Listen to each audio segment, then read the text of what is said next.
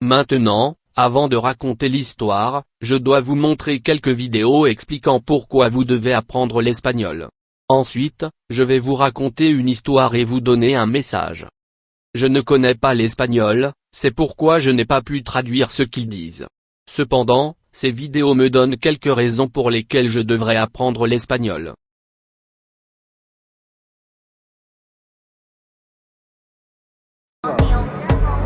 ¿De dónde eres? ¿De dónde eres? Venezuela. USA. Yes. Bienvenidos a USA. I don't know how to say it. Poquito español, Venezuela, bonita mujer. Yeah, what's up? Llegando al safari, con Fari en el Ferrari. Ella no entendía el video con Matari. Bárbaro misionario, en la cama un legendario. Yo vi una golpe de barriga con perro con Mari. Cargo el trofeo y la medalla por olímpico. Si me da mantenimiento digo ay qué rico.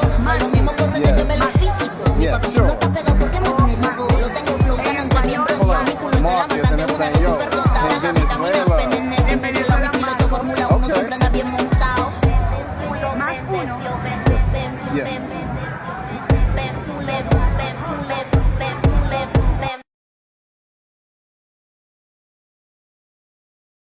Con tu Cartagena. Con tu Cartagena. Eres Con tu Colombia. Con tu Cartagena. Ven a Colombia. C'est moi conduisant sur Lake Shore Drive à Chicago. Cette histoire concerne mon oncle, qui s'appelait Lane.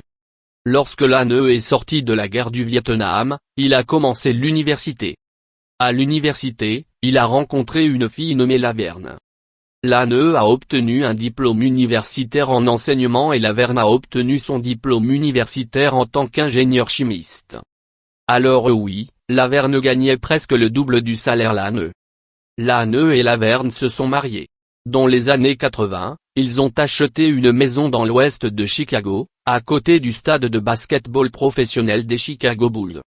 Contrairement à aujourd'hui, le côté ouest de Chicago n'était pas un quartier sûr.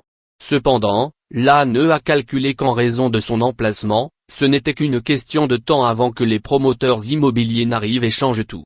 À quoi ça ressemble aujourd'hui, il avait raison. Alors Lane et Laverne, par le biais d'une vente aux enchères, ont acheté une maison à 2 étages avec un sous-sol pour environ $5. En d'autres termes, personne ne voulait vivre dans la partie ouest de Chicago. De plus, la maison était en si mauvais état que Lane a dû vider toute la maison. Il a vidé la maison jusqu'à l'endroit où vous pouviez voir du sous-sol au 2e étage. Alors Lane a installé de nouveaux murs. Un nouveau 1er et 2e étage. Nouveau tout. Il a tout fait tout seul. Quand il a fini, l'intérieur de la maison était si beau qu'il ressemblait à l'une des maisons que vous verriez dans un magazine. Quelques années après l'achèvement de la maison, Laverne a commencé à avoir une liaison avec un homme qui venait de sortir de prison. Lane a demandé le divorce et a donné la maison à Laverne. Cependant, Laverne ne signera pas les papiers du divorce. Laverne a fait emménager son nouvel homme, celui qui est sorti de prison. Pendant les 6 années où le nouvel homme de Laverne a vécu là-bas, la maison a été cambriolée et volée plus de quelques fois. Son nouvel homme n'a pas essayé de protéger la maison. Lane m'a dit que pendant qu'il vivait là-bas, certaines personnes ont tenté d'entrer par effraction, mais il les a envoyés à l'hôpital. Après cela, personne n'a tenté d'entrer par effraction dans la maison. Quand Lane était dans l'armée, il était policier militaire. Pendant plus de 6 ans, Laverne n'a pas signé les papiers du divorce, et jusqu'à ce qu'elle le fasse, il n'était pas considéré comme légalement divorcé. Au cours de la 7e année, Laverne est tombée enceinte. Son nouvel homme, celui qui est sorti de prison, a décollé. Il a disparu. Laverne n'a pas pu le trouver et personne ne l'a jamais revu. Laverne ne pensait pas que Lane savait qu'elle était enceinte. Cependant, ils avaient toujours des amis communs, et l'un d'eux a dit à Lane ce que Laverne prévoyait. Une nuit, Laverne est allée à la maison Lane et a tenté de coucher avec lui. En d'autres termes, elle allait dire que le bébé était le sien. Inutile de dire que Lane n'a pas couché avec elle. Ce qu'il a fait, c'est appeler son avocat le lendemain et lui dire ce qui s'est passé. Son avocat a appelé son avocat et Laverne a signé les papiers du divorce. Le but de cette histoire est de prouver que même avec certaines femmes très instruites, certaines femmes veulent passer du bon temps avec un homme amusant. Un homme qui n'est pas fiable et peu fiable. Ensuite, ils veulent un homme fiable et digne de confiance pour payer leurs mauvaises décisions. Cette histoire date des années 80. Donc, tout ce que vous traversez aujourd'hui n'est pas nouveau. Ce qui a changé, c'est l'excuse ou la justification que les femmes utilisent. Les femmes plus âgées disent aux plus jeunes ce qui n'a pas fonctionné et qu'elles doivent essayer quelque chose de nouveau. Ainsi, les femmes d'aujourd'hui mènent le même jeu, mais en utilisant des mots différents. Dans les années 1980, je suis sorti avec des filles noires qui pensaient que c'était mal de cuisiner et de nettoyer pour un homme si elles n'avaient pas d'enfants. Je connaissais beaucoup d'hommes, blancs, noirs et moi-même, qui avaient des copines qui ont mis fin à la relation parce qu'elles voulaient voir, ou comme l'a dit une fille, avoir des expériences différentes avec d'autres hommes. De plus, ils ont tous dit que s'ils ne trouvaient pas un autre homme, ils savaient que nous les reprendrions. La plupart de ces types de filles noires ne se sont jamais mariées, et beaucoup de ces types de filles blanches ont divorcé. C'était tellement grave qu'à la fin des années 90, j'ai arrêté de sortir avec des femmes noires de Chicago. Je suis sorti avec des femmes noires d'autres régions des États-Unis, mais j'ai laissé des femmes noires de Chicago seules. Puis j'ai découvert que des filles noires d'autres régions des États-Unis, ainsi que de nombreuses filles blanches, juives et asiatiques, jouaient également à des jeux stupides. Je comprends donc ce que vous traversez aujourd'hui. Lorsque je travaillais pour mon père, j'ai voyagé dans certaines des régions les plus rurales ou les plus rurales des États-Unis.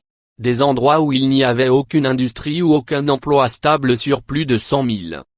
Ce que j'ai découvert en travaillant dans ce travail, c'est que ces régions des États-Unis ont un type de femmes différent.